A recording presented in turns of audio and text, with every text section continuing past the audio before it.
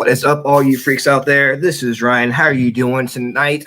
Very special Thursday night edition of the Freaking Awesome Paranormal Show. You guys can't tell, I am not feeling great. So I've got a fill-in host today, but just wanted to say, come on here and say, hope everyone had a very Merry Christmas, and hope everyone has a very Happy New Year. I'm going to get off here. I'm going to bring my brother from another mother, Dennis Eslock, on the show. He was the host of Full Spectrum Radio, and he is the founder of Commonwealth Researchers of the Paranormal, as well as my partner at the Cabin on 360. And of course, I've got the newest co-host with the most from Pongo Paranormal, Sarah Hall Hayes. So I'm going to go ahead and turn the show over to them. John Pagano should be joining us here shortly. He just has some stuff to do. So he'll be on here shortly. So we'll put Dennis on now.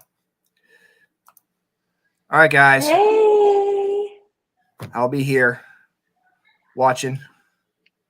All right. And John messaged me, so I guess he wasn't sure where the link to the show was. Uh-oh. So hopefully we have a show. Yeah. It just be you two talking. I'm good with that. How about you, Sarah? I'm good with that. I mean, all right, guys. Stories to tell, so. All right. Thank you, guys. Thank you, Dennis. I appreciate it. And thank you, Sarah. You're super welcome. No problem, brother.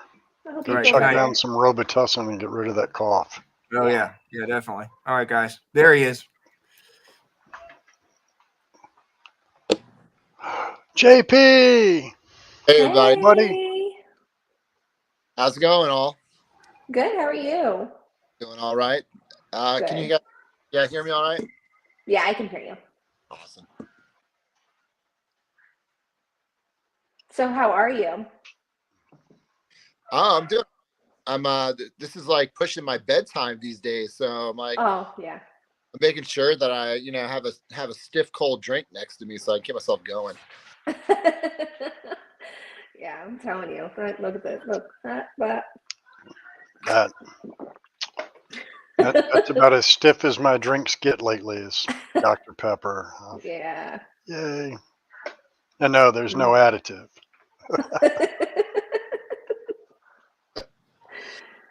So JP, been a while, brother. How you been? Busy, just work. We get done at Christmas at work, and all the events we do starting in October. It's just a crazy ride all the way through Christmas, and then it's kind of wow, we're in winter, and now we can settle down for.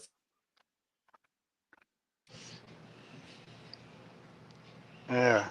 All right. Now, here, sorry. That was my alarm. That's all good. Now, correct me if I'm wrong, but the park closes for public visits from when to when? Hold on.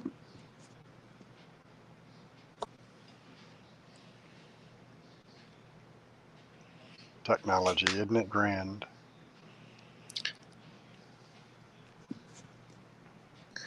And if I know Gene, there's a lot of gnawing. Can everybody hear me? I'm sorry. I can't hear anything right now. Give me 1 second. All right. We still hear you, though. So bear with us, folks. Obviously, JP's having a little bit of technical difficulty. Maybe he'll drop back in. I think he just dropped out completely. But so, Sarah, have you had the pleasure of making it to Henricus Historical Park? No, but I know about it. And it's something that it's on my bucket list to go to. Oh, good. If things work out, I will tell you, Crop is planning to make at least one public event happen this coming year at Henricus. Ooh. So I've been talking to John. I haven't had the chance. I got very backed up work-wise. Mm-hmm. But I did speak with him briefly regarding it. We got to get the details worked out. But we are looking to do one public event. Now, you know that, Crop does pamphlets Historical Park and the log cabin, Mhm. the cabin on 360. And we used to do the same thing at Henricus, which was all just fundraisers for the location. So I'm looking to get back in there this year. We've taken a few years hiatus while everybody else was doing events, and they were so booked up with weddings and their own events. There just wasn't calendar time available. Yeah. But we're definitely looking to get back there. Yeah. So you have to join us. I can't, I just like, I don't want to look it up and I don't want to know more about it because I want to feel like the different things, but I know some stuff Oh, then you don't about want to be it. part of the show. I know. Well, look, listen. Because JP, welcome back. Thanks, man. Yeah, but John and I are going to share some of the paranormal that's happened at Henricus. You're talking a location with 450-ish years of history that we can document. And that's one of the really cool things about Henricus, much like Pamplin, is the fact that they have documentation. They can tell us, yes, this person was here, or yes, this person died here, or whatever. They can look back and see that documentation. They can see what troops moved through there. And I'll tell you, I don't think there is anyone better at the history than that man right there. He is phenomenal at it. So kudos to you, John. Kudos. Thanks. Appreciate it. All right. So You want go ahead? Go ahead. You got your technicals straightened out there, JP? As long as people can hear me, I'm good. I hear you fine. Oh, excellent.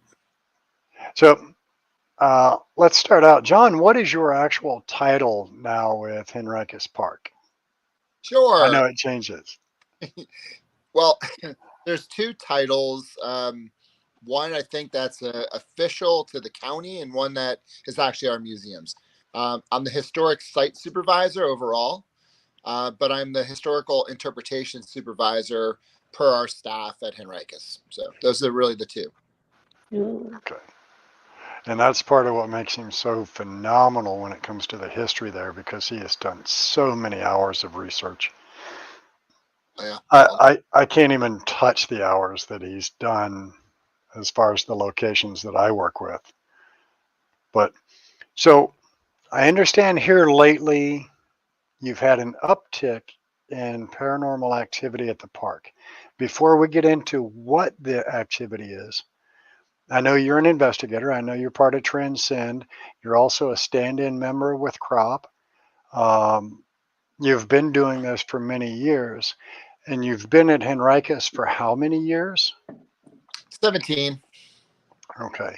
So over the 17 years that you've been there, have you noticed a cycle of, is it lunar? Is it weather? Is it seasonal?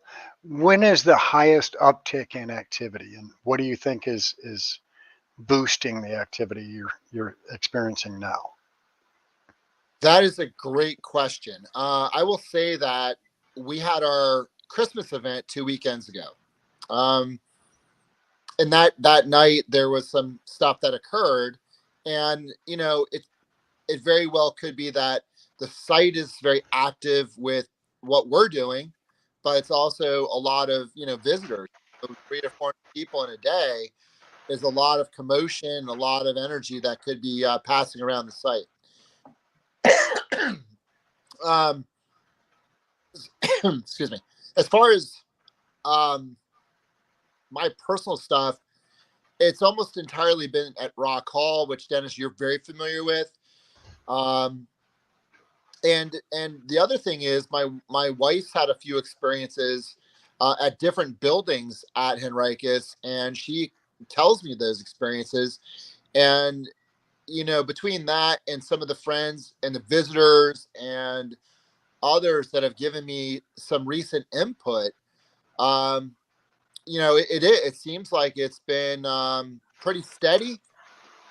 I would say of most recent days, for the first time in a long time, I felt a little uncomfortable in Rock Hall. And that's where I've been kind of itching to get back in there with some people and just kind of go into what's going on. I'll get to that in a few minutes, but there's been some things, that's happened in there. some things that are just not passive, but seem to be more attention seeking to aggressive. Ooh. And see that, I find that peculiar for you to say that you haven't been comfortable in there, because after 17 years, and I know you and I have spent what, 5, 6, 7, 8 years, we've investigated there dozens of times, never had an uncomfortable feeling. What do you think is changed? Is it something been brought in? Is it something on the property that has changed that may have upset the spirits there? Not sure. It's a potpourri of things. About a month or so ago, I came out of Rock Hall and I almost broke my ankle. I really, really dinged up my ankle. I thought it was broken. I couldn't feel it for over a minute. It was just a really bad high ankle sprain, thankfully. But one of the things that happened to me in that moment, and I look back on it, and I was just setting up for the day there, is it felt different when I came out of that doorway with stuff in my hands. It almost felt like I shouldn't have lost my balance coming out of that door. And I did. And I kind of took a weird step, and it felt like my legs were about ready to go down, and voila, I kind of hit the ground hard. And what's interesting with that is a gentleman came up to me just about a few weeks back. And he was a man that actually came through our site during our bump stuff that we do. And he said he was there during the day that weekend, and he was upstairs. He was touring around with his wife, and he felt like something pushed on the backside of his legs and knocked him down upstairs in Rock Hall. That's what I was going to ask you. Did you feel like you got pushed? Well, it's funny because before he told me that, I felt like I was strangely losing my balance. Like, in other words, Mm-hmm. that split. And that, you guys can still hear me? Sorry. Yeah. We got you fine. Hold on. We got you. Oh, and we've lost him again. Those alarms. I wonder if I think he might have an iPhone, because once you have an iPhone and like your alarm goes off, when you go back to what you were doing, it just messes up everything. Yeah. So I think that's what's happening. I've got an iPhone, but I'm sitting on PC. Back, Hey, sorry. welcome back. It's on my end. Don't worry, I fixed it. Sit your ass down and let's finish this. So, I'm pretty solid on my legs, and I was literally setting up for the day in Rock Hall. I've done it a million times. I've same steps, same stuff coming out of that building with stuff in my hands all the time. This time it felt like I just lost the underside of my legs, and I had to take a weird step to brace myself, and that's when I rolled my body on my ankle. And oh wow. And I didn't think about it. I didn't think about it until this man told me that he felt like he was pushed by the backside of his legs upstairs in Rock Hall. He had to kind of brace himself against the upstairs wall up there. So I have had visitors in the last few months, since the summer really, who have been in there with me, and it's this one constant bang, or the sound of something dropping or dragging. And these are loud enough to actually draw the attention of the visitors. And actually, in one case, I was in the Reverend's room, his study, and it just sounded like somebody took a fist to one of the windows next to the Reverend's parlor. It made my visitors jump, made me jump. Oh wow. And then I had some bus drivers from one of our school groups just about a few weeks back, and they were touring around while their school kids were out doing their thing, and they went into Rock Hall. I caught up to them, and I said, "Hey, you guys finding everything all right?" And this one lady who's never been there before, she goes, "Is this place haunted?" I went, "Why?" She goes, "I went upstairs and it felt like something didn't want me there. Ooh.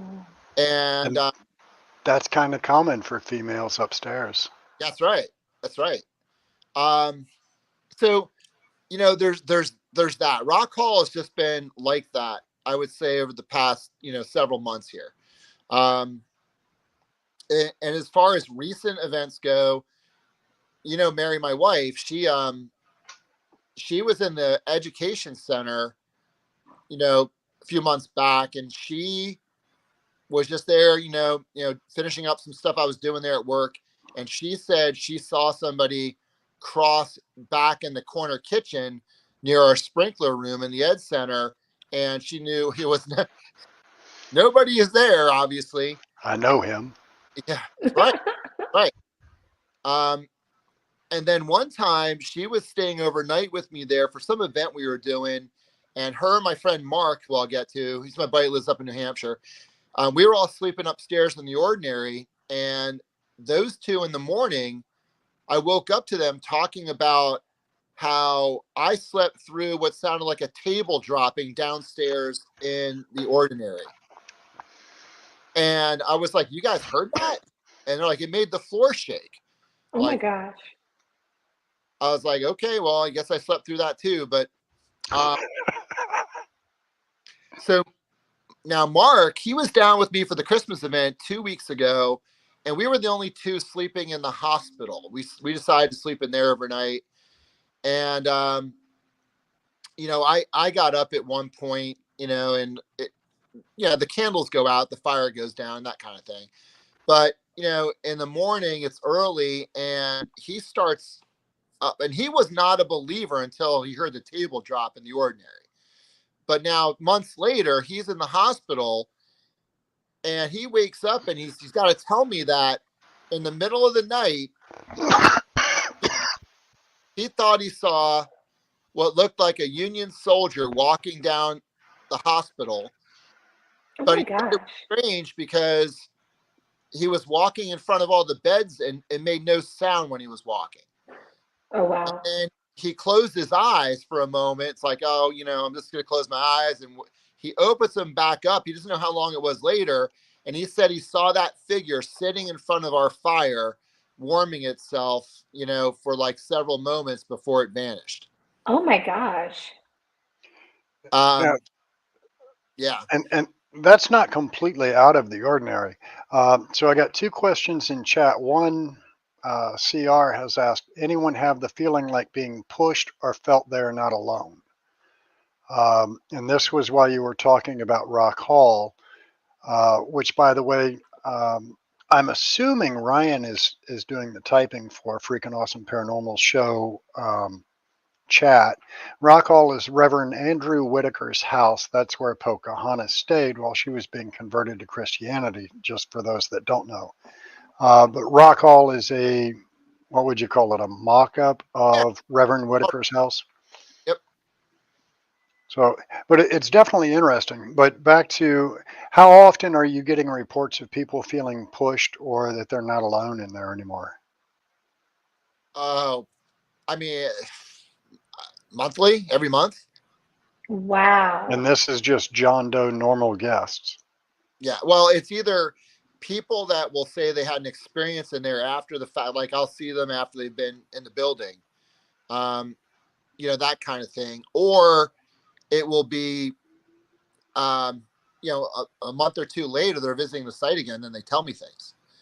But yeah, I would say I would say when I'm with visitors, Dennis, that the loud bangs and stuff happen. It's almost like it wants whoever's in there with me to know there's somebody in there with them, you know? And I don't know if that's the same as what might be the one that's more aggressive, that's touching people or giving them the, you know, the pushes. I don't know. I don't know if it's the same or not. No. Which location do you think has the more activity? Oh, me? From experience, I work inside the one building every day, Rock Hall, so I just gathered more from there. But I would say the two buildings mostly on site is the education building, our education center, which is our admin building, the Reverend's house, and equally spread out between the other buildings, between the ordinary and the hospital and the church and the Powhatan Village and everything else. You get Proctor's house. Proctor's house. You just get different things at different times. Wow. Now, I remember one of my first visits there, I had Graham with me.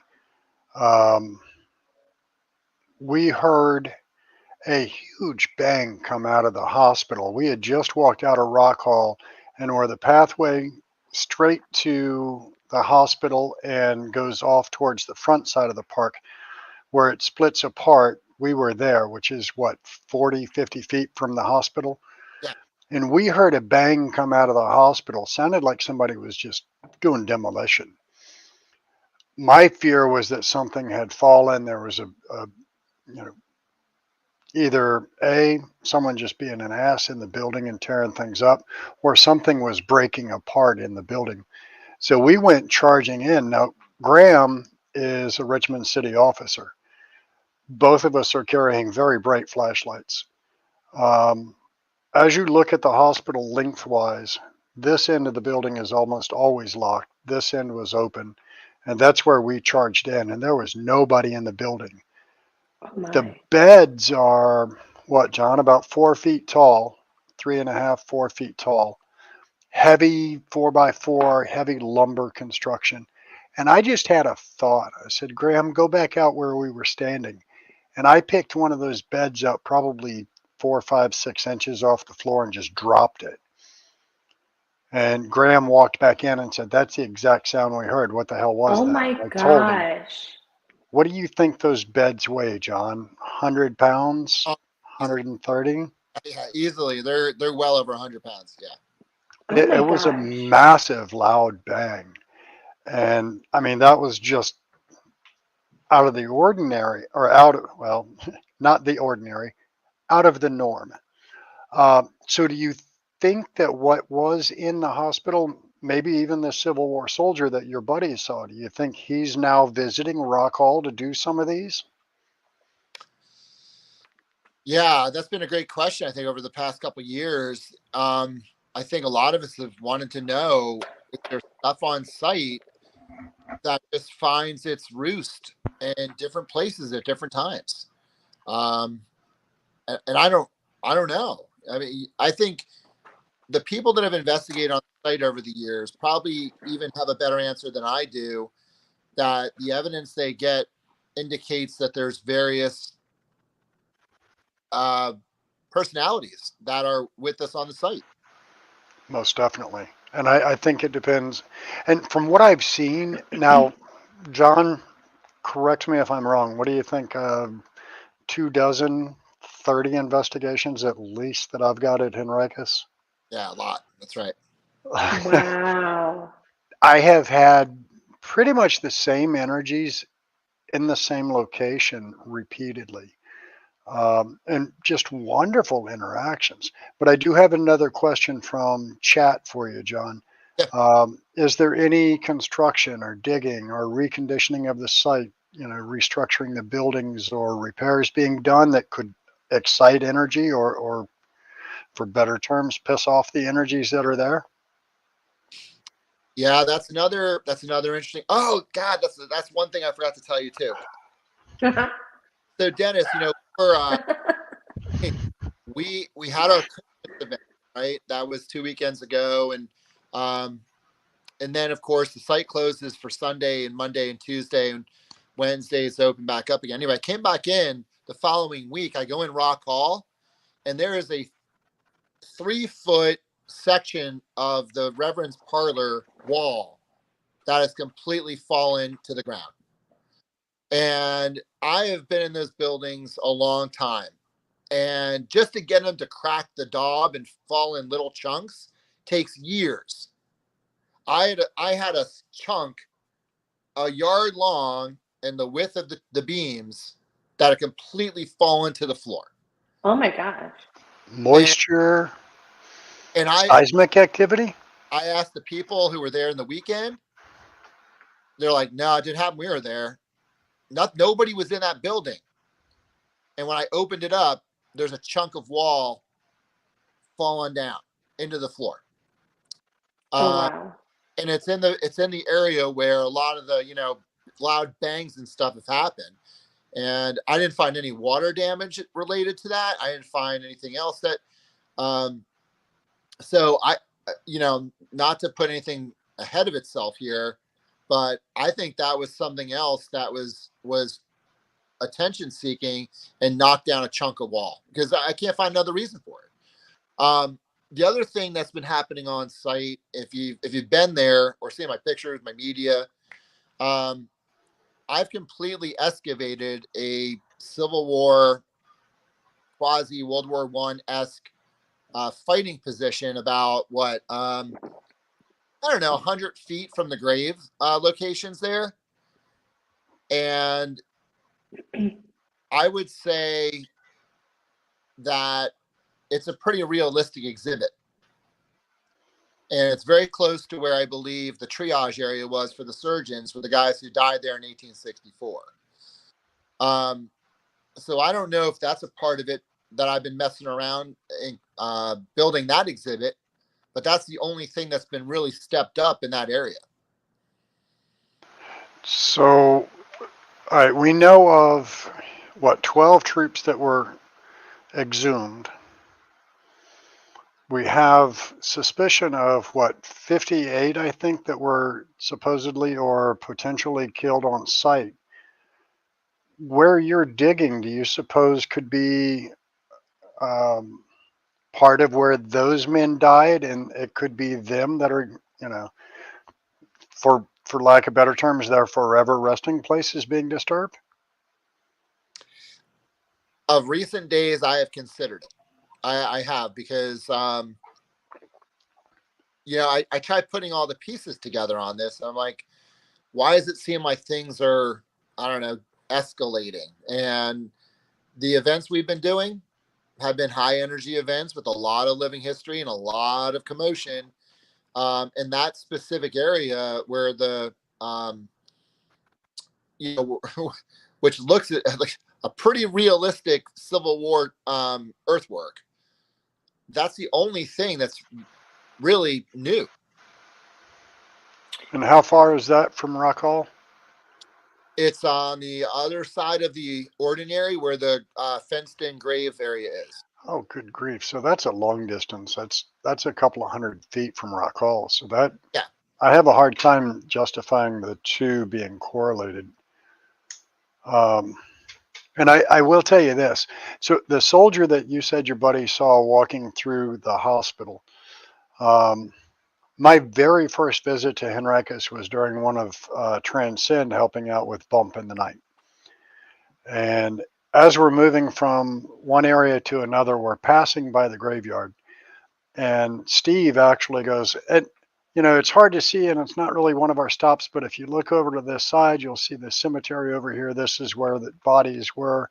They were discovered in 78. Is that correct? They were exhumed like a year or two right after the war. Yeah.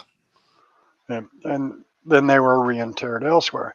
So while Graham and I are standing there, it's dark out, but you've got light pollution on the backside. And we watch a Civil War soldier, and you could tell he's wearing a kepi. It's a flat top, flat bill. And we watched him move from one tree to the next. And we're like, hey, man, that's kind of cool. You guys got interpreters out here hiding in the trees and all. He turned and looked at us and goes, there's nobody back there. And I went, bullshit, I saw him. And Graham's like, we both saw him. We walked over there, and this tree is probably 3 feet across.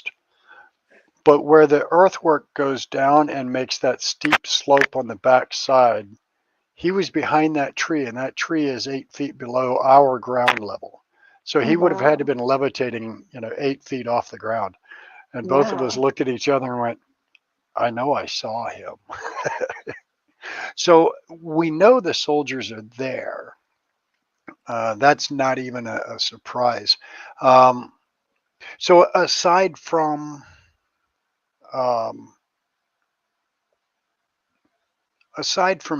soldiers, do you think there could be an uptick in native activity because of a time frame? Or or even like elementals from the native community back in the day. Like, could that still be around? There's a Pukwudgie on site. Yeah. So last Wow. year, my new staff, Coleman, she's a native. She's a Saponi tribal member. She's also involved with the Pamunkey folks as well. She's a pretty dyed-in-the-wool, native interpreter. She's great. She's been out with her baby in recent months, but she's coming back, and she is super sensitive. And she has been around that site and has been putting her finger on various things that she's been experiencing, including some of the native stuff. So when she's back and healthy and on site again with me and the rest of the crew, I'm gonna look to her to see what sensory stuff she's getting from her native presence. Now, does she by chance know any of the Algonquin language? Yeah, she does. Really good at it. Excellent, excellent. I would love to spend some time with her.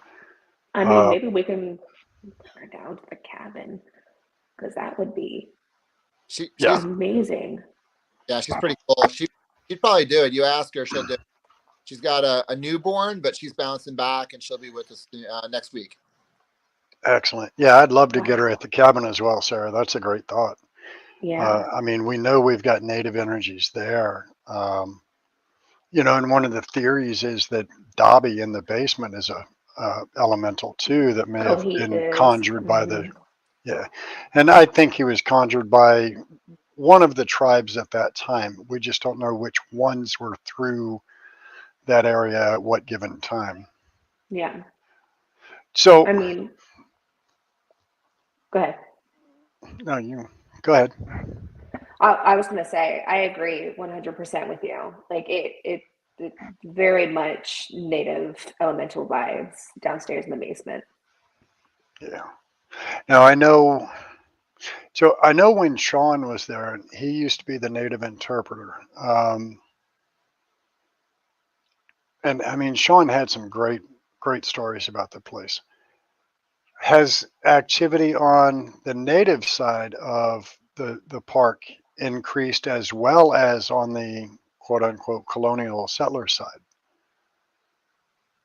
Well, because Coleman's not been over there in a while, we don't have anybody over there regularly to kind of get a sense of that. When she was over there before she was out on maternity stuff, she was telling me little tidbits here and there about different stuff that she was coming across. So I'm gonna have to put the tap into her when I see her regularly next week. So I don't know that I wouldn't term it that way, John. oh yeah. Now, I'm assuming Grandfather's Yehaken is still up. We have one Yehaken still up. Correct. It's what is a Yehaken? It's a native house. Yeah, it's the Wow. Algonquian word for longhouse. Yep. Now, the reason I ask, well, I don't know if you know which one I'm referring to when I say grandfathers or Chiefs Yehaken. Straight in the gate, last one off on the right. Yeah. That's the last one standing. That's the one that's still there. Okay. Yep. Okay. Does she feel comfortable in Chiefs Yehaken or? Yeah, she's okay with everything there. I think the way she's explained it to me on site, I think she's felt like she's encountered a lot of things in various locations, and she just makes peace with everything the way she does. So, and I don't think she's told me anything she's felt uncomfortable with. Maybe no, that's not true. I think it's the admin building. There's a couple things there that I think bother her. I understand that. There was a couple of things there previously that were a little unsettling too. But so I meant to mention this earlier. You had said that Mary saw somebody in the back kitchen area, and I'm trying to find the comment. Ed, Howie mentioned, where did it go? Is that the stairway guy, I think was what his question was. I think what Mary probably saw, if it was back by the sprinkler room, is probably the guy that has been in the sprinkler and captured on EVPs, and he's, for lack of better terms, we think he's a little pervy, but I don't know. Oh God. Oh God. Um, Sorry, I'm having camera issues. but It's falling off. But Ah, so I had a young lady and her mother, actually her mother and grandmother in my group. This was one of our earlier investigations there. And the young lady was standing kind of off to the corner by herself in the sprinkler room. And she said, "It feels like he's right behind me." She tells her mom, uh, "Why don't you ask some questions?" And her mom says, "No, you ask. He's right there with you." And then you hear this male voice on the recorder goes, "No, you." I'm like, oh "Oh shit." nope. Yeah. No. It No sounded like it no. was right over her shoulder. It was an Oh amazing my catch. God. I played that one back and she de-asked that room. Oh my But God. in Rock Hall, up in Reverend's bedroom, I've had young ladies that claim they've had their legs touched. Um, I watched a glow stick get knocked across the floor. I had set it literally in the groove between two of the floor planks, and it got rolled about 6 inches. Oh While my I'm God, you're looking so right bad. at it and asking them to move it. Um, so Yeah. in the overall, John, do we have a number that have died on that property? The only number that we have uh, from anything as a source would be a newspaper story covering the Civil War fighting there, that put the number of dead about 50 men. Those were Union soldiers killed in 1864. Can I ask, do you know if there have been Native American deaths on that land? Um, I'm gonna say probably. If you go about a mile and a half away from our parking lot, up near what is the historic Osborne's community, Osborne's Landing. Um, there is right there on the banks of the river, and I walked by this with some of my staff, and we saw it. We were like, "Oh my God!" It's a flaking mound where Powhatan warriors, Appomattox Indian warriors. It's where they got the rocks from the side of the river, and they simply just stood there with a pile of them, and would just flake them and break them into chunks, and then whittle them into arrow points. And Oh wow. it's a mound that looks like, I don't know, it's like a almost 2 foot tall mound off the ground, and it's just a mix of rock and flakes. And if you just go Wow. anywhere in that area, you're going to find cast off arrow points. Oh What that wow. tells me is that when we knew Sir Thomas Dale was finishing his fort, the Appomattox Indians were attacking his men who were the outposts of that fort. And actually, that was Dale's justification to go after that tribe that winter. And I think what we had found was basically a native warriors camp, and where these guys were producing the arrow points for their arrows. Um, and I made sure that I went back to our county parks people, and I said that when we get our new trails in this area, we've got to fence this off, because this is probably a 400-year-old Powhatan Indian flaking mound, which you Wow. don't find those very often. And Yeah. No, it's not like a car wash or a 7-Eleven. They don't pop up everywhere. that's right. And I think That's and I amazing. yeah, and I have no doubt that some of those Appomattox warriors probably were killed in various skirmishes in that area with Dale's guys. Now, during the 1622 uprising, we know of how many settlers that were killed? 359, I think it was. Yeah, somewhere in the mid threes. The list of the dead they did said 347, but I think that list was a little incomplete. But when we're talking about the settlements up by us, the vast majority of them were all wiped out. just very few survivors percentage wise. So, that's another part of our legacy in 1622. Now, do we also have any natives that were killed during that skirmish that we are aware of? Nobody had it in a report that so many natives were killed in fighting, right? Nobody really cared about that. They just put their own that were killed.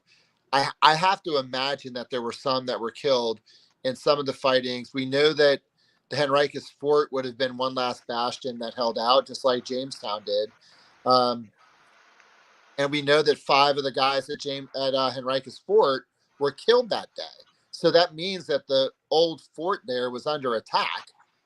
So obviously, if it's under attack, there's return fire going on. So I would imagine, yes, there would be native warriors killed in 1622 in the area.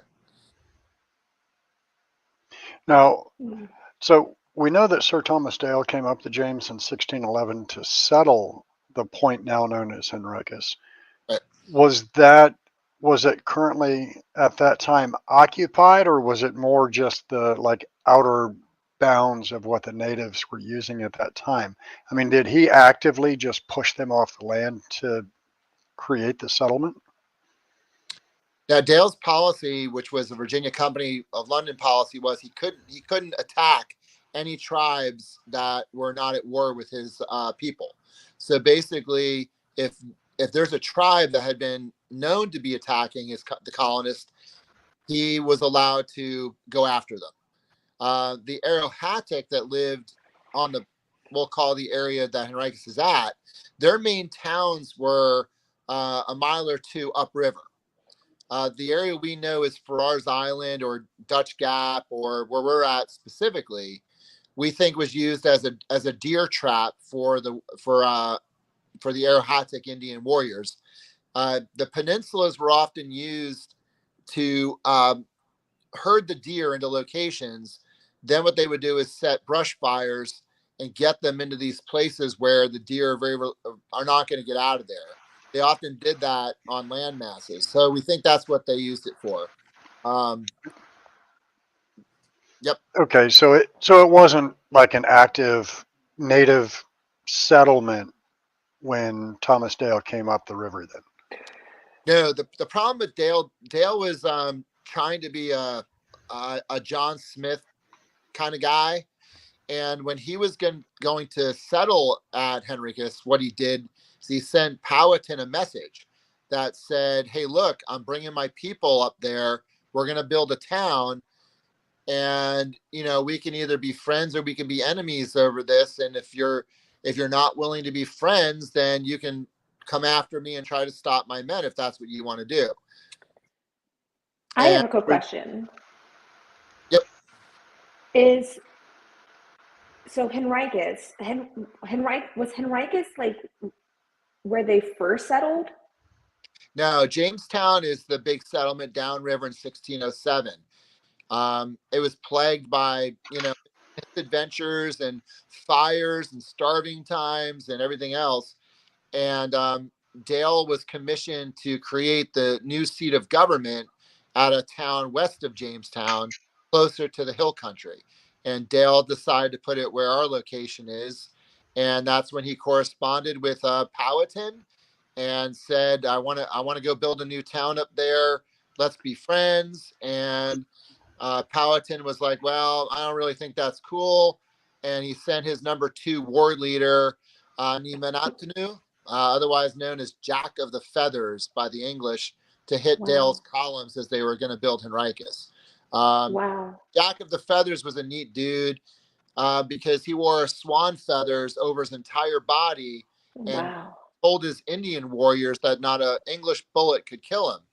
And that lasted until late 1621, just before the 1622 attacks, when he got into it with an English planter, and he killed the English planter and decided to walk around with the planter's hat on. And then he was caught up to by other Englishmen, and they captured him. And eventually they executed him. And his last words to the English were, I understand that I have to die, but if you could, can you hide my burial so my people won't know I died by your bullets? So would he be buried on Henricus property?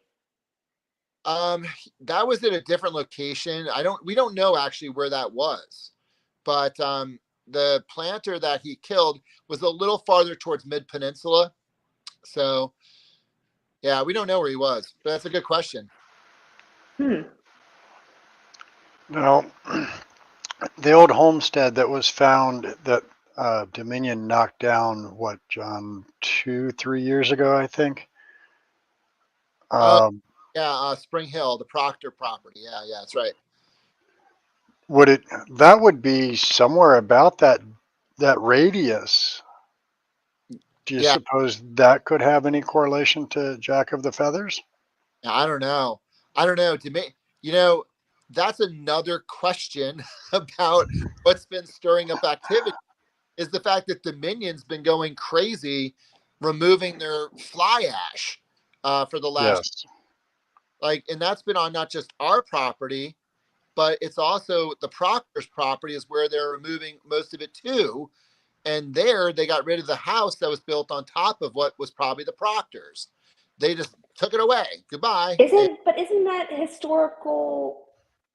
Like, isn't there like a law saying that they can't knock down any kind of historical buildings?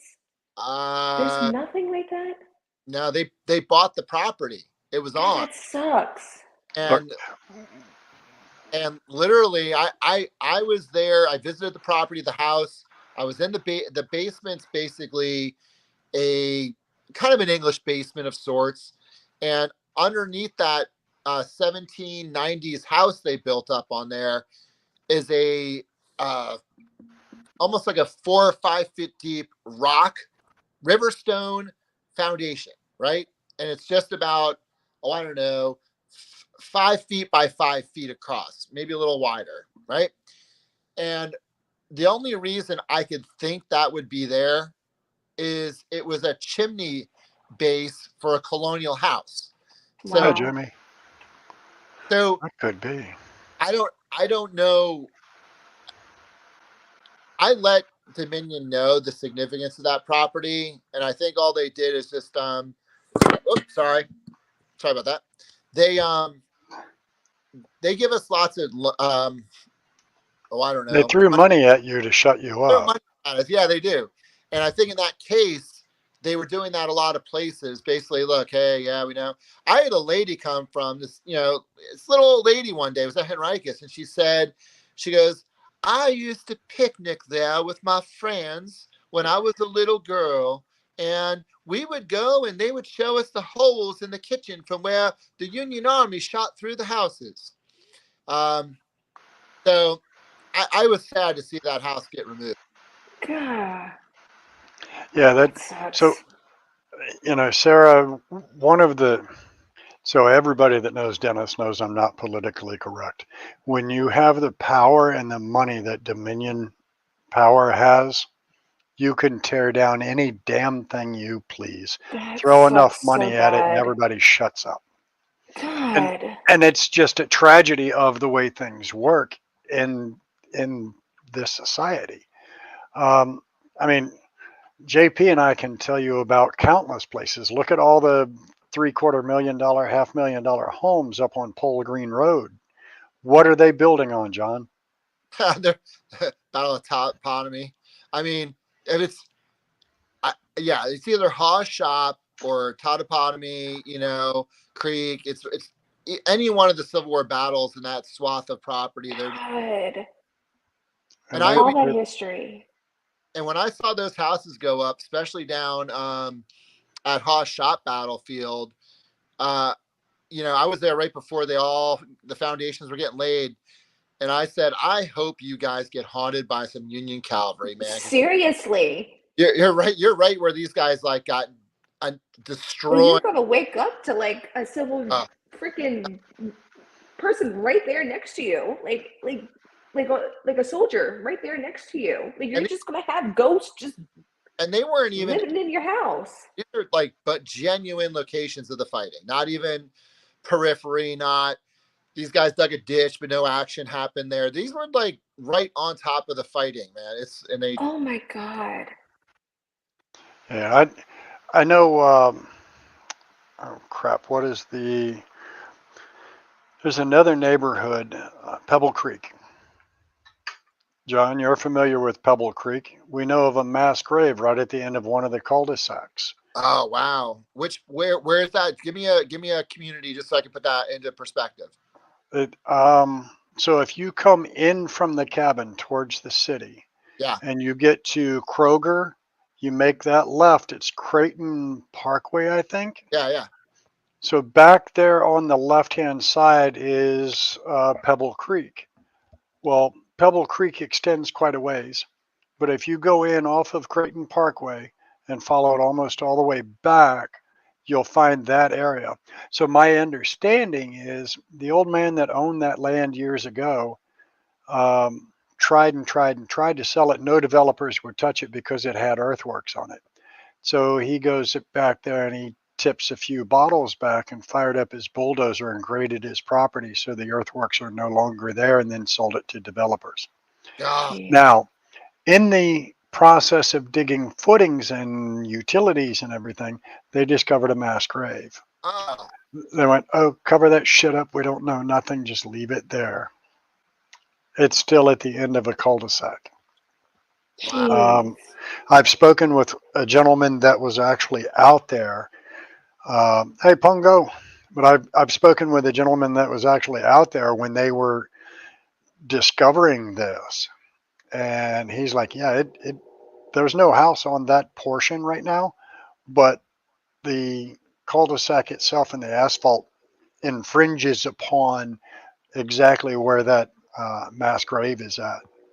Oh my And gosh. nothing was moved, nothing was disinterred. They didn't remove the bodies and reinter them elsewhere. They just Oh left my them there. God. And So it there's happens literally every bodies day. there. Oh yeah, there's bodies under probably a Heaven and I third were or just more of talking those about that. houses. Like we were Yeah, just talking about like the amount of bodies that are all over Virginia because of, just people just burying people anywhere, especially during the Civil War. You know what I mean? Just like, well, tell her about the little side access road, John, going to the back out to the bluff. Oh yes. Well, I mean that was 25 years ago, and they're putting in the road to help develop into our museum. They're building a couple of new buildings, one of which was the plantation. They're putting in the foundation of Rock Hall. And when they were trying to just expand the road a little bit to handle the big trucks, they found 2 Union soldiers' graves. And, and in the middle of the night, they just literally boxed up the bones and just like something in the end of Raiders of the Lost Ark. There's some warehouse somewhere that has these 2 Union soldiers, and no one ever found out what happened otherwise. oh my God, they're poor families. So, Yeah, and one of the guys that told me that was a former site supervisor there. God bless him, who's passed on since. So I don't have him around to kind of go back to that, but he was one of the last witnesses of that. Like, how can but you just treat history like that? I don't understand. Well, there's a process, and sometimes, certain places, peoples, and power, they can just kind of bypass the lawful ways to do things. That sucks so bad, man. Freaking money, money. money, Money money. just is the root of all evil. Yeah, money not only speaks, it also buys silence.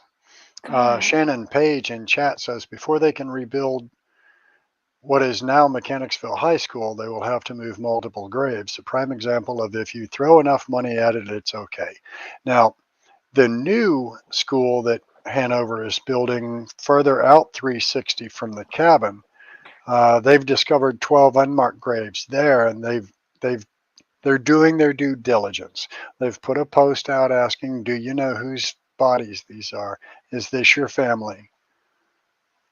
What are the odds anybody's going to know? These are 12 unmarked graves. Nobody's going to know jack shit. So then they're just going to box them up. They'll move them somewhere and God knows where. I mean, like, we have DNA. Like, we have 23andMe now. Like, they can get like a quick DNA off of these people. But Just that do a costs quick money. search. But that costs That money. They're not going sucks, to do that. man. The wheels of progress move very slowly unless there's enough money involved, and then the wheels move like they have triple turbochargers.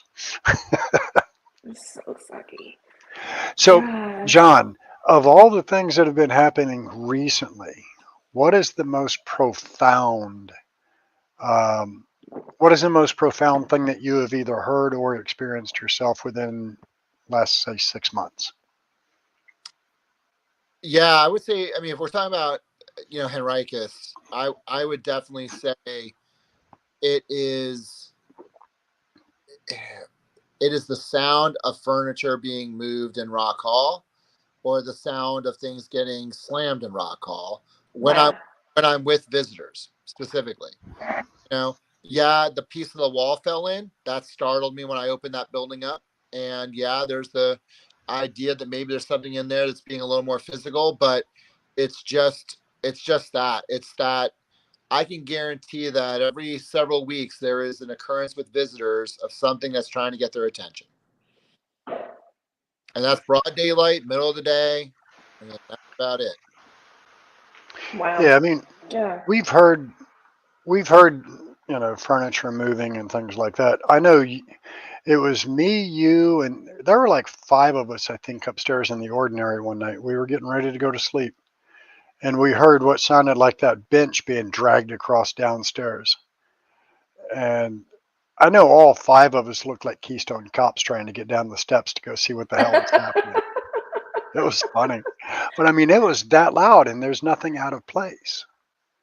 I know, man. I it's a strange place, and I don't maybe the fact that we have such a deep history there that it will be forever hard to isolate what it really is that's there. Maybe we can get on video something that gives us some shape and form someday. But you've heard EVPs of people singing, which sounds like slave spirituals. You've Yeah. you've heard a variety of things that sound like accents, dialects, Algonquian words. I mean, we have it all. Yeah. Yeah. Jeez. It's definitely the full gamut. Now, I would love to get out there. part of one of my questions earlier was, do you think it was something that was brought there that's instigating activity or that's creating this activity? So I'm going to ask you a directed question, and John, you'll understand this. Sarah, the next time that you are at the cabin, when you walk into the main room off to the far left corner, have you seen that piece of what looks like driftwood? Mm-hmm. Oh, yeah. Okay. John, would you kindly tell Ms. Sarah and the guest or the listeners here what that piece of driftwood actually is, if you recall all of it? Somebody mailed to us what was described as the person who donated it, they're writing as a battle harp, and that it has these profound powers, and that they were just going to give it to us for some type of what they described originally. I thought was protection, but that thing, wherever you put it, drew energy and created things. Wow. And I don't think our staff as a group felt comfortable with it, so we wanted to get it out of there, and we did. Wow. They And you put it in gifted the it to cabin. me. Yeah, they gifted it to me. Now, I will tell a story about this, and this is part of why I think maybe something had been brought to Henricus that may not have historical value to it. That's inciting shit. So you know what a millimeter is? Registers EMF. I got a 10.2 milligauss reading off Oh of my that piece God. of driftwood. I have no explanation for it. And everybody that's been to my events knows that I'm rather calm. I'm pretty mild mannered when I'm doing my events. And hey, everybody, do me a favor. We're going to do this. We're going to do that. Whatever. So I had been at admin on my rotation, and this was By this point, they had moved this battle harp to a back stairway behind a closed door because staff didn't like this damn thing. So I go down and I'm playing with it, and I have told the people in my group what it is, and they're like, "Oh, we got to see this. We got to see this." So I go down and I put my millimeter up to it, and I get 10.2. And then I went to grab it, thinking, okay, right behind it is some conduit electrical, and I picked it up to move it. And that tingling you get like you touched a 9-volt to your battery or to your tongue, I felt Oh on my my God. fingertips. And I set it to the side, and it's still 10.2. And then another young lady went to move it, and she jerked her hand back, and I said, "What's wrong?" And she said, "Damn thing's got static electricity to it. It poked me." Okay. So then I set it back in the corner. Our rotation's over. We go back to the ordinary. Um, I'm trying to describe what our next plan of events is and where we're going and what rotation and hey, how's everything been going? And nobody is listening to me. And I just instantly snapped. I don't remember this. I had to be told. John, you were there that night. Was that out of character for me? Yeah, well, yeah, it was different. It was different. It's different. It was it, Different. Yeah. it was different. And you know, when that thing was in that back stairway, we never used that back stairway. So just a fire escape stairway. Um, not only did we have that, but there was all kinds of other stuff that people were getting in that stairway, and it felt like that thing was just booming energy into that space. Yeah. Well, and one of the common things was while sitting in the conference room, you would constantly, from that doorway, you would constantly see shadows moving out of that doorway into the copier room, or you would see shadow moving back and forth under that doorway into that stairway. But the culmination of my interaction with that battle harp was me losing my mind, picking up the end of one of the big heavy tables, slamming it down, and just going off on everybody there. Yeah, And you then had one of my team members grabbing me by the elbow, going, "Come on, Dennis, let's go smoke a cigarette." Was there something that like set it off? Or did it just happen all of a sudden? I would love to tell you, but I wasn't there. Does yeah. that Oh make my sense? God. Um, I remember at one point flicking my cigarette away and looking around and going, "When did we come out here? Oh shit, we're late. We got to go." Why is everybody And staring at me?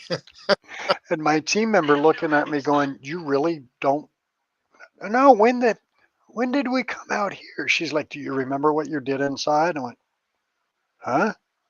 When the hell did we come out here?" So she leads me back in, and it looked like the principal walking into a classroom. Everybody's like, "Oh shit." Oh my God. And I'm like, um, Tara had told me what I had done as we were walking back in, and I told everybody, "I am so sorry. I do not know what came over me."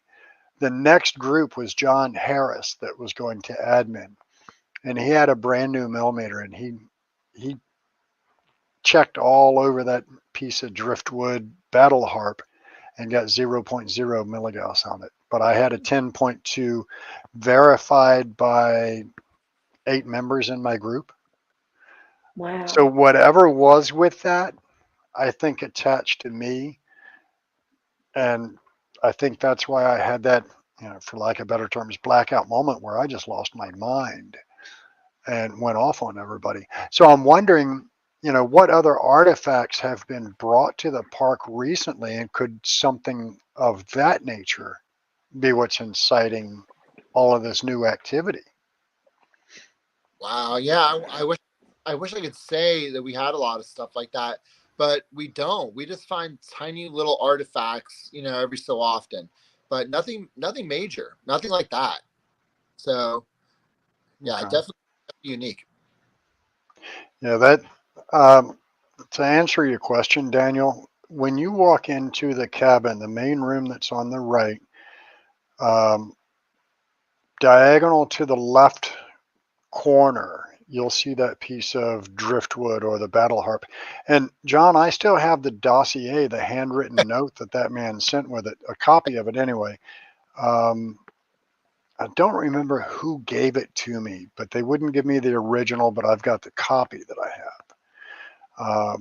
But it talks about it and what it was, and this would have been in the halls of kings and queens and et cetera, et cetera. Very weird piece, but if you look at it enough, and it may be pareidolia, but you can see faces in this thing. Weird, very strange It, thing. it is odd, and that makes me, that was one of the thoughts that I had was, in any new work that's been done there, or has there been any other artifacts shipped to the location or brought into the location? Do you have anything new and cool in Rock Hall that maybe have attachments to it? That's interesting. A lady 2 years ago donated to us a table that is actually in Rock Hall. And this table, I don't know the date on it. It's not Tudor Elizabethan per se, but it's probably a 19th century reproduction. And this thing has been passed from England to the United States. And she donated it to us, and I put it in the Reverend's parlor. Now, in conjunction or in correlation to where you've had a lot of the activity and the banging and the mud fall off the wall, where is that table? It's in that room. Throw your millimeter on it. See what you get, boss. Yeah. Take a look at that soon. Yeah, I will. That would be interesting.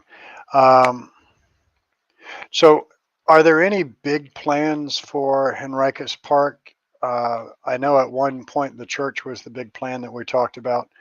What's the plans next for Henricus? Well, you just wait till the bridge gets built, going from Rivers Bend to the property by our parking lot across the river. So we're going to be having a new 400-foot bridge heading into Henricus by the next 5 years. It's going to be started. So yeah. And coming out of the backside of Rivers Bend. Rivers Bend, right by the old golf course there. Yep. That'll be wonderful, man. Hopefully that helps increase foot traffic to the park. Oh yeah. Yeah. Yeah. So. That'll be wonderful. Now it'll also, welcome back, Sarah. Sorry. That's all right. From time to time we all just bye-bye. My camera is not working with me. It just completely detached, and I was like, okay. Hey Sarah, before I have to go, I want if you want to come out, even on a day, anybody that you want to come with, just send me a direct message. And if you want to come visit the site and just kind of look around, get kind of feel for it, just let me know. Yeah. And Dennis, I think with some of the core members of your group, if they want to do kind of a walkthrough in the middle of winter time, we're slow, man. I don't mind people coming to visit me and taking a look around the site. Well, I just happened to finish a rather large project that I've been working on today. So I don't have a customer at all tomorrow. Are you at site tomorrow? Yes. Good, because I have a document that I typed up. I know, and I'm going to kind of let the cat out of the bag, and you know what this is about. We had spoken about Crop doing another public event out there. Yeah. And you had asked to provide a document with a dossier of expectation and plan. Yeah. So I have that I'd like to come out and share with you tomorrow. And, folks, I can't emphasize enough. One of the absolute best places that I've ever investigated, and those that have followed me for a while know I have done hundreds of locations. Henricus Park is probably one of the coolest. I'm going to share one of my coolest experiences ever. We did a public investigation overnight. It's about 5:45 in the morning, and Sean, their previous native interpreter, and I were sitting over in the Indian village by a fire pit in front of, at that time, what we called Grandmother's Yehaken. Um, and we're sitting, like, I'm facing this way. He's off to my left, facing that way. And I turn to him to say something, and all I see is, so what the hell is he looking at? Now I'm doing the same thing. And both of us watched 5 full dressed native warriors walk across a tree line and disappear into the intersecting tree line. Oh my We both turned God. and looked at each other and went, "Did you see what I think I just saw?" And Sean's answer to me was, "I don't know what you just saw, but if you saw what I just saw, holy shit, brother. That is unreal." But it was 5 full dressed native warriors just walked across that tree line and Oh, then that's faded into the awesome. intersecting tree line. I want to see that so If you bad. get the chance, folks, and if Crop gets this set up, and if I can get JP and the other folks from Henricus Park to work with us, you have got to get a ticket. All the money goes to the park. And like any historic park, any living history museum, Pamplin, we've got March, I'm going to screw it up, March 2nd or 3rd, whatever the Saturday is. But we have 3 next year at Pamplin Park. John, I would love to work with Henricus, Good. just like back in the day when we did it all the time, brother. I'd love to work with you guys and do some fundraising investigations with the public. It's Awesome. one of the coolest places, man, and I absolutely love that place. And I want to come out. I want to come out so bad and just experience all of the things that you guys have experienced because it sounds amazing. Awesome. And, Yeah. and, and I've got to say, those that are listening to us right now, if you can't tell from just the depth of answers that John is giving, this man is dedicated. He loves this park. He's passionate about it. He's passionate about history. Um, and the rest of the staff that I have met there are just as passionate as John is. You can't find you can't find many places now that can keep employees as long as Henricus has. Pamplin Park does the same thing. Their employees just absolutely love the location. They don't want to leave. Um, so and when they do the interpretations, when you go through the native settlement, when you go through the colonial settlement, just the interaction that you're going to get, the knowledge that you'll pick up from 400 plus years ago is phenomenal. Thanks, Dennis. That's awesome. Appreciate that. All right. Well, you guys know where to find me. I'll sign off here, and I made a promise to my wife to get it about 10 o'clock, so I'm pushing that time now. But you guys know where to find me. Get a hold of me, and we will make everything happen. All right. It was lovely meeting you. Awesome. Thank you. Appreciate it. Well, Thank you, John. soon. Thank you. I look forward to it. Mary, thank you for letting us steal John for an hour. I don't know. I think I heard a bathroom door slam at some point. She said. She's already done. But thank you, John. It has been a blast talking to you again, brother, and I can't wait. I'm going to come out and bug you tomorrow at the park. All right. Yeah, come see me. I'll be there anytime after 10 for sure. All right. So, folks, if you get a chance, check out Henricus Historical Park.org, I believe, is their website. It is such a cool location.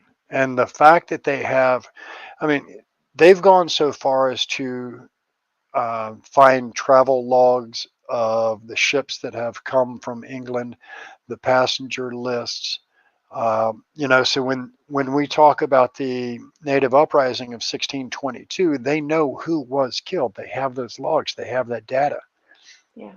Um, it's just one of those locations, man. Henricus Park will always hold a special place in my heart. And Chris Panchero in chat, he's head of operations down at Pamplin Historical Park. Those 2 places both hold such a huge part of my heart because they're just friggin' phenomenal.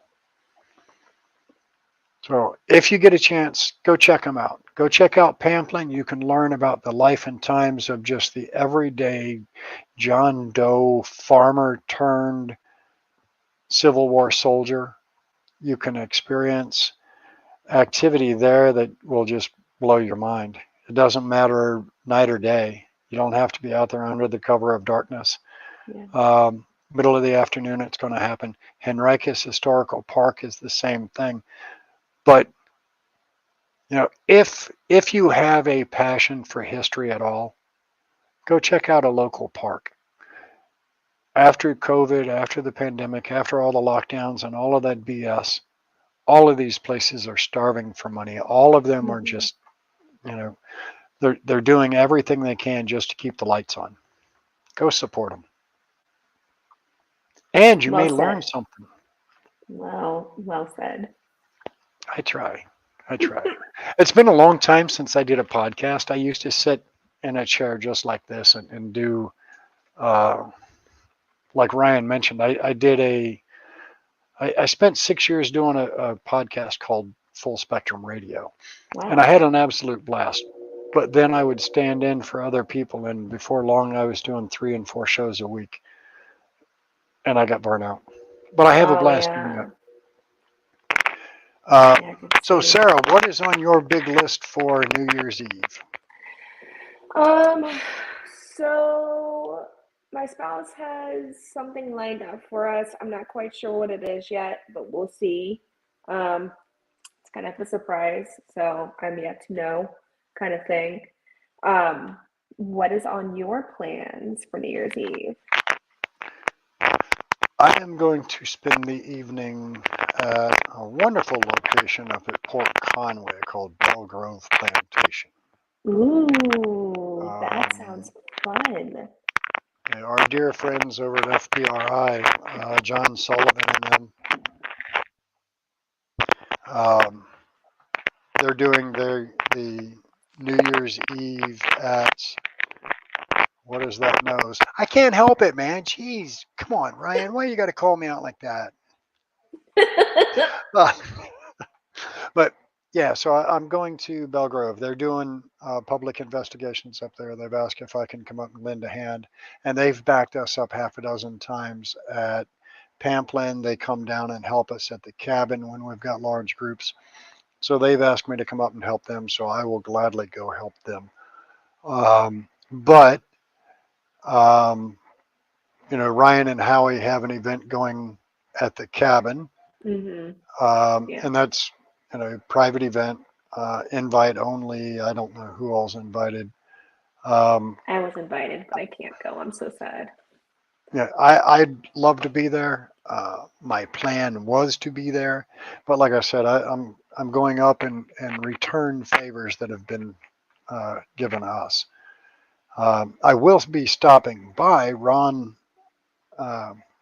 from Booze Paranormal has a couple of new pieces of gear for me. Ooh, what kind? Do you want to tell? Well, of course. Sorry, I got to reading. But yeah, I've got 2 360 static detectors, one with the rods and one with just LEDs. Oh my God. And Banchera, I will support your location and any historic location anytime and every chance I get, man. You and Amanda are absolutely wonderful to work with. I couldn't ask for better liaisons to a location, and Pagano is just a wonderful connection there at Henricus Park. So yeah, I will support a historic location 7 days a week if I could. So you are certainly welcome, Chris. I do want to say one thing. When you were talking, when we had John on and you were talking, I didn't want to say anything at the time, but there was like a woman's voice that came through, and I was like, I wonder if we picked it up. Was it somebody in your house or like a spirit? I think so. Yeah, I've got a couple here in the house. Because so it my was home definitely is a woman speaking. I was like, oh my God, did anybody hear that? Yeah, so my house is built 1935. Looking at a land plat, right where my house sits was a Union encampment. But Mrs. Van Benthuizen and her husband back in 1935 had this home built. So 4.5 years ago, when I came down to look at the house to see if this was the one that we were going to buy, I pulled up on the side road and I looked up at the small window in the attic and I see her looking out at me. Ooh. And I went, I'm home. Aww. It's a beautiful, kind of neo-colonial looking house. But I've got two huge, well, it's actually 3 levels on the back. I don't know how. So I have a walkout basement, Mm-hmm. big concrete slab, first and second level balconies. Oh my And God. looking from the backside, I'm looking at it from the backside the first time I pulled up, and I see her looking out the window, and I went, I get it. I get it. I'm supposed to be here, and you know I'm here. Aww. Now, Sarah, you know I have gifts too. Mm-hmm. We've had this discussion. So Yeah, you just and I like, both. Yeah. yeah. So just like they know when you're there, they know when I'm here. Mm-hmm. So my first time walking through the house, I can hear her telling me, you need to fix this. You need to put this like that. I'm like, all right, calm down. I'll get it done. I'll get it done. It'll take me time, but I'll get it done. Then I discover I still have the original blueprints. Wow. I have the original architectural drawings. I have an original artistic rendering of the house. Wow. All of these original documents here. And everything that I kept hearing as we're walking through that I need to fix and change are what is on those drawings. Oh And I'm like, wow. yeah, she was definitely giving me shit the whole time we're walking through. She's like, listen, if you're gonna buy this house, you're gonna do it my way. Like, Exactly. And I there. Oh promised my her I would God. return it back to its former grandeur. But it used to be known as Van Benthuizen Manor. Wow. And I found some news articles from 1936, 1937, where, Mr. and Mrs. Joe Smith and Jane Doe are getting married at St. Michael's Episcopal Church, which is a historic church 2 blocks over, with a reception to follow at Van Benthuizen Manor. And I'm like, Wow. they were socialites. Dang. But I That's also got the blueprints amazing. to their home in New York. So, and that was pretty Wow. cool. It was being built at the same time. So they obviously had some bank. So they were rich, rich. Yeah, they was rolling.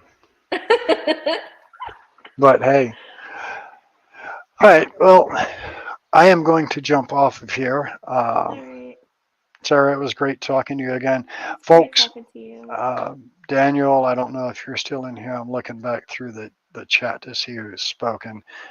Daniel, Shannon, Heaven, CR, thank all of you so much. Ryan, thank you for asking me to fill in for you tonight. I haven't worn the pilot's pins in a long time. I hope I did you You proud. did a great job. You leave You some did a pretty great big job. shoes to fill, Ryan. But ladies and gentlemen, thank you so much for tuning in to the Freaking Awesome Paranormal Show. I anticipate that you will tune in next week. Ryan should be back. Hopefully, feel better, brother. Do a shot of liquor with a tablespoon of warm honey. That'll help soothe your throat. And aside from a great show next week, ladies and gentlemen, do me one huge favor. Have a safe New Year's Eve. If Please. you drink, please don't drive. There's plenty of places that will sponsor an Uber for you. Don't be the one that ruins somebody else's New Year. And please have a safe and blessed New Year, folks. Thank you so much for tuning in tonight. Thank you guys. Have a great night.